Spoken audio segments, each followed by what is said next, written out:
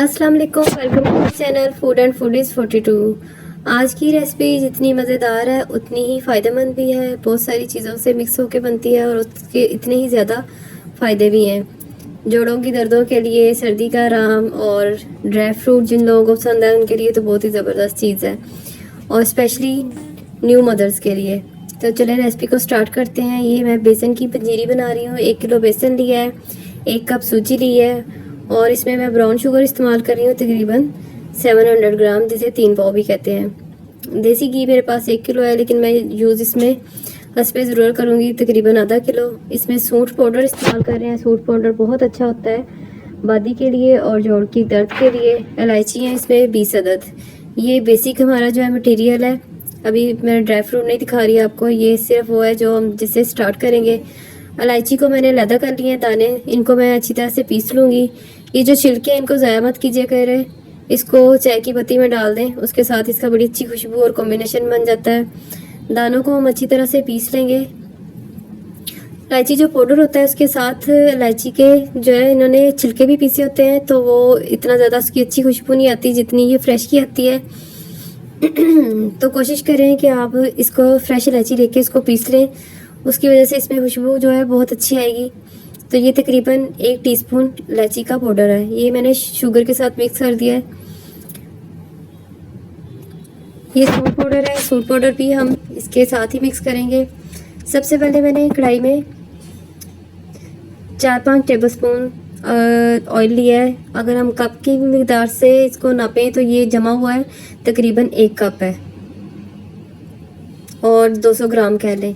इसको अच्छी तरह से मेल्ट करना है और सबसे पहले इसमें मैंने सूजी ऐड कर दी है।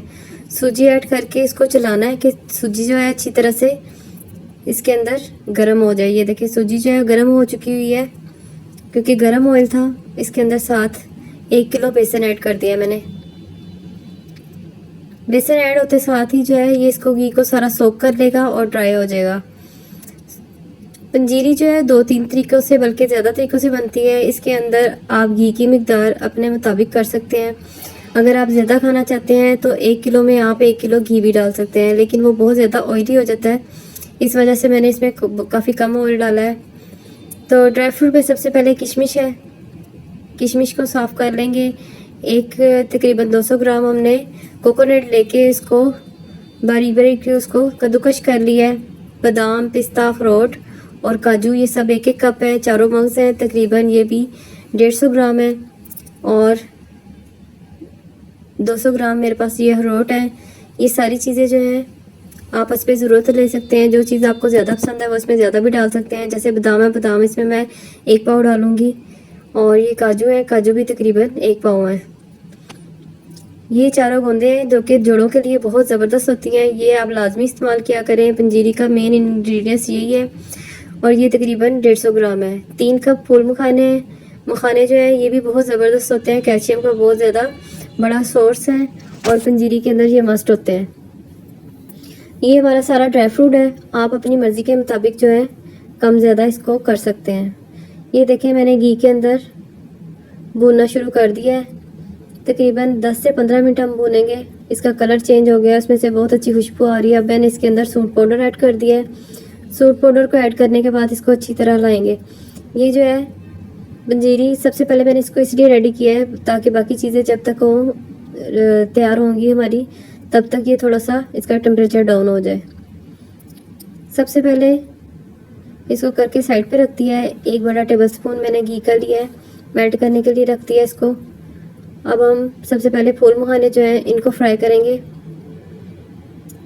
पंजीरी के अंदर जितनी भी चीज़ें हैं सबको रोस्ट करके फिर से डाल लें तो इसका टेस्ट बहुत ज़्यादा अच्छा आता है।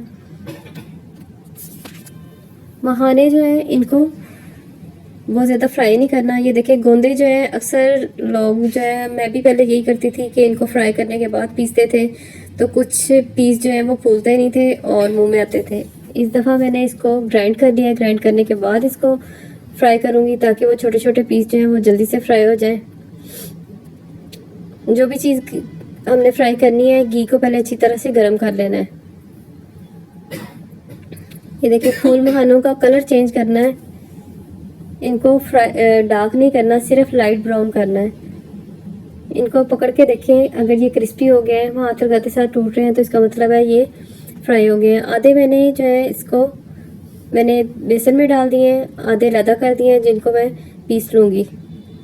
अब फिर से 1 टेबलस्पून बड़ा भर के मैंने ऑयल का डाला है इसके अंदर। अब दोबारा से बाकी की चीज़ें जो हैं 1 बाय 1 करके हम लोग फ्राई करते जाएंगे।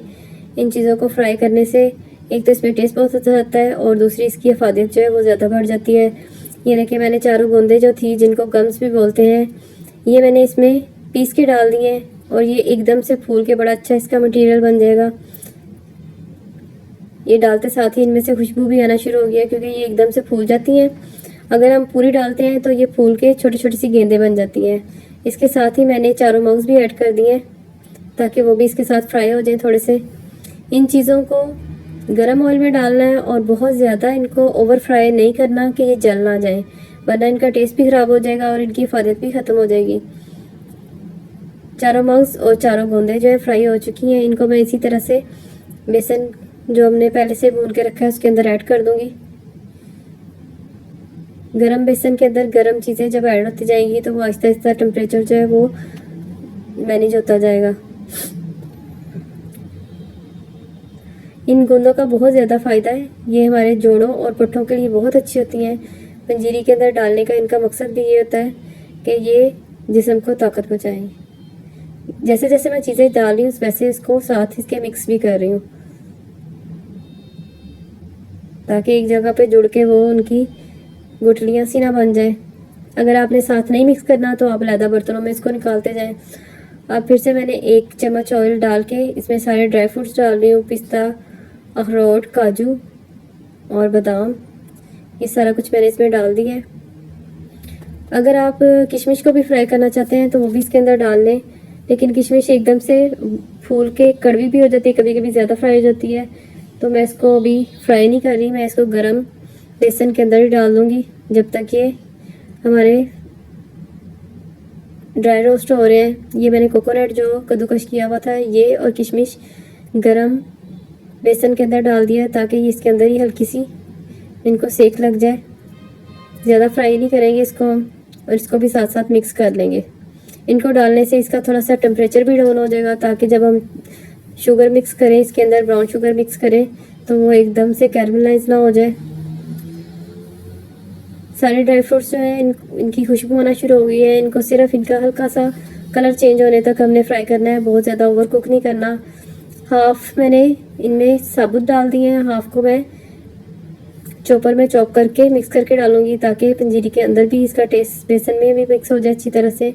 ये फूल महानों के साथ मैंने इनको निकाल लिया है और अब इनको थोड़ा सा ठंडा होने के बाद मैं चॉप कर लूँगी। देखिए चॉपर में भर के इनको अच्छी तरह से क्रश कर लेंगे।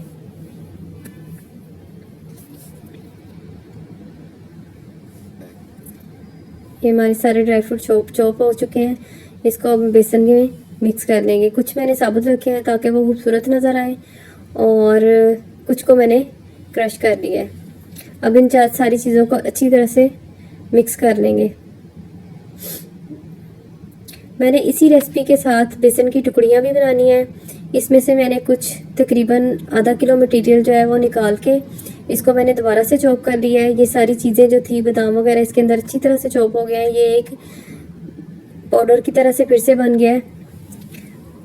बाकी के अंदर मैंने शुगर को मिक्स कर दिया है, थोड़ी सी शुगर ये इसमें से बचा ली है, ब्राउन शुगर।